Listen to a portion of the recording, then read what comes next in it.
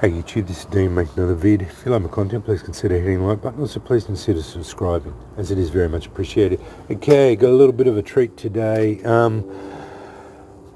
Sheep Station Cook sent me some stuff before Christmas, and I haven't been slack. I just had a lot on before Christmas. And he asked me when I'm going to do it. I want to get into the regular routine of it. I will do a little bit today, but I am going to do more of it. But birch bark, South Australian birch bark, I'll do a little bit of a test on it today. Also, tonteldoos. So this is the tonteldoos that I make up. This is the larger one. This is the 25mm or inch round. Got the end caps on. I've bought the spark wheel, so it's got the normal spark wheel on it. I wrap the spark wheels in waxed jute, adds a little bit of tinder on it. Not much, not very much. It's only about a yard or a metre of it. Wax it and then wrap it up, so there's a bit of tinder on there. And then I fill the channel up, usually with char cloth, this time with punkwood, whole channel of punkwood. So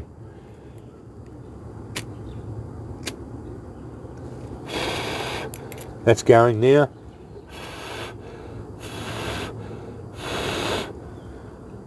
Sits there and smiles. You can see the smoke coming off it.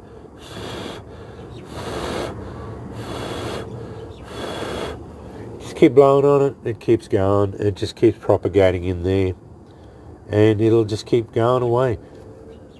Push it from the other end, pushes it out, put your tinder on there, blow it into flame.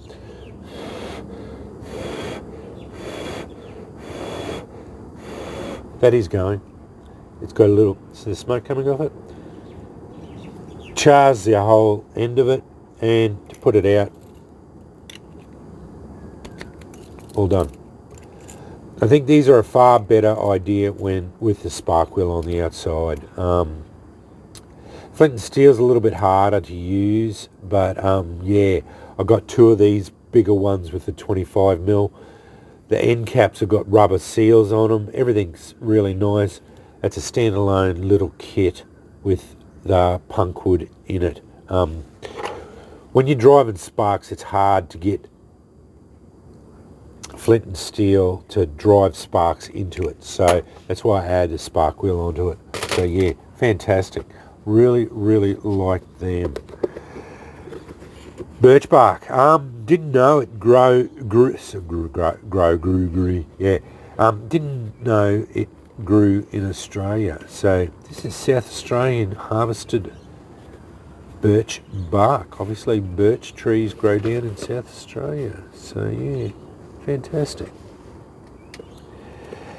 I have had the opportunity to fool around with birch bark a bit. Generous people have sent it to me before. Now, I was very enthusiastic about putting a lot of sticky tape on this.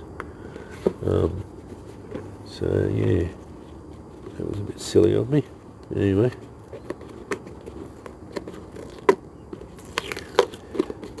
So I have had the opportunity to play around with birch bark before. As you can see, I've got a fair bit in there. So Sheep Station Cook was very generous, very generous with his sending it to me.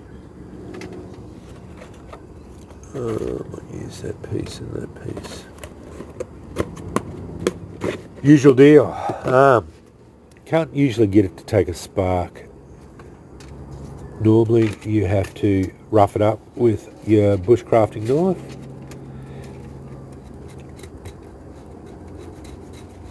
So you just rough it on the outside, get a little bit of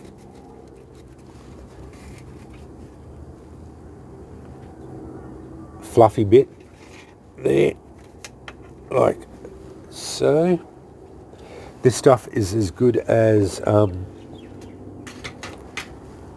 fatwood. So once it's roughed up,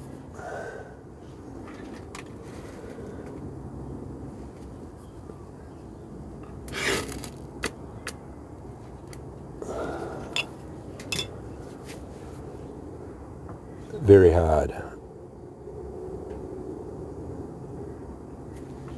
And then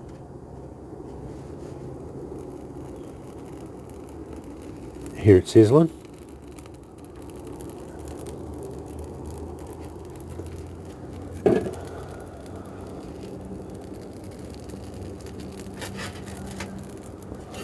See the black soot?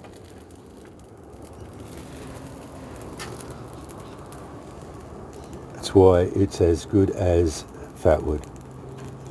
See the soot coming off it? The tannin, the tannin, I think it's got turpentine, the same as fatwood. It's as good as fatwood. So that's the procedure of using birch bark. It burns as easily as fatwood, and you get just as much flammability as fatwood. So yeah, very, very easy procedure to do it. As I said, all you do is get your piece out.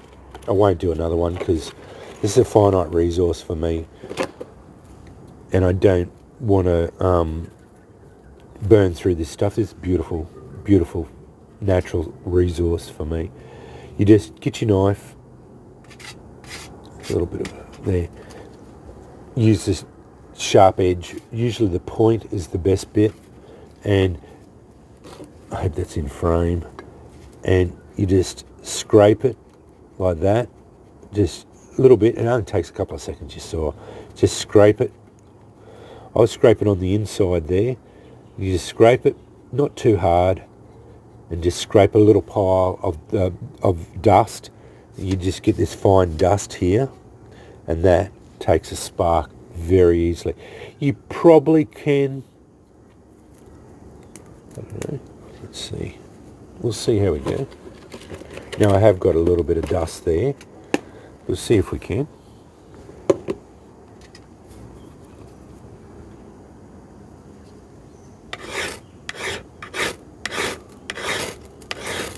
There you go. The outside took it too.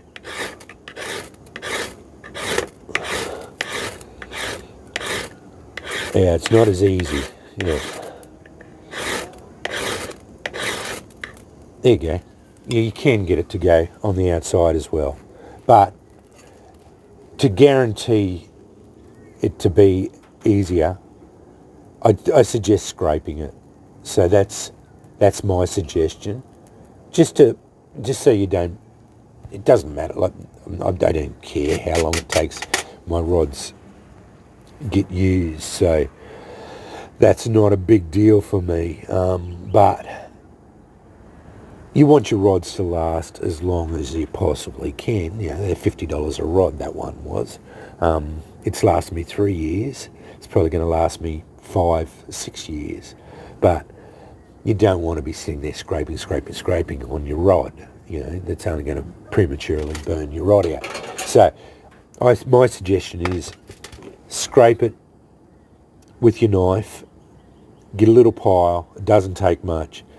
The pile then propagates. Once the flame's on there, you just get a little bit of the edge of another piece of a bark and then go from it.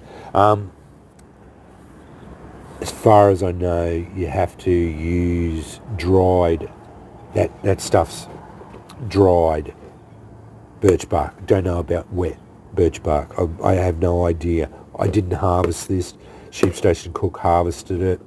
Hopefully he'll chime in on the comments and tell me the procedure of how it was. I would say harvest it off the tree, leave it a day or two, let it dry out a bit. Is the usual procedure, I would assume. And you saw how flammable it is. It's like fat wood. It's the equivalent of fat wood. Yeah, if you can get onto birch bark, I would say don't kill the tree. Obviously, you want you want to be able to harvest that stuff because it's a wonderful resource. But yeah, definitely be going onto birch, and I think the polypores, your amadoos, so your horse hoofs and your artist conchs and all that are on your birches as well. So that'd be something I'd be keeping my eye on as well. But they are for colder climates. Now, South Australia is a colder climate here in Australia, but it also gets damn hot as well. So yeah, Australia's a little bit of a contradiction in climate. So yeah, that's just Australia. We like to do things different down here in the southern hemisphere. But yeah, anyway, I wanted to do this. Yeah, I just wanted to let Sheep Station Cook know I am going to get onto this, mate. Christmas time, it's just killing me, mate. Yeah, very busy, very hot. I don't like doing a lot of stuff during Christmas. So like November, even September, October, November, December, January, and maybe even February tend to be a little bit skewy for me. Yeah, they're just, it's just busy time for me. But this is very much appreciated, mate. I love this stuff. I love being able to play with it. I'm in a very unique position because I have friends that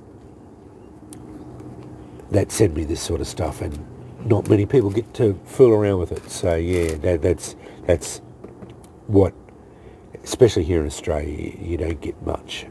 Not many people get to fool around with birch bark particularly, because it is yeah, it doesn't grow anywhere near here as far as I know, and I don't, as I've said many a time, I don't go wandering off. My body is not up to that sort of thing anymore. Yeah, I've got issues. I need a knee replacement. That's the big thing. Yeah, I had an accident when I was 16 and I shattered my knee. So I actually broke that much of my femur. So yeah, I'm up for a knee replacement. I've got arthritis, severe arthritis in my knee. I walk with a walking cane. So yeah, that's why I just simply can't go out into the bush, because I just simply can't walk around too much. So yeah, but anyway, enough of that. Yeah, thank you so much. I just wanted to do that. I am going to get onto the 100-year-old fatwood next at some stage. Won't be today. Yeah, I just wanted to do the birch bark. That 100-year-old fatwood looks really good, mate. I will do a burn of it at some stage. Yeah, your suggestion about doing fatwood, birch bark onto fatwood, and that, I'll see how I go. But yeah, I'm just going to introduce more of all this sort of stuff onto my channel.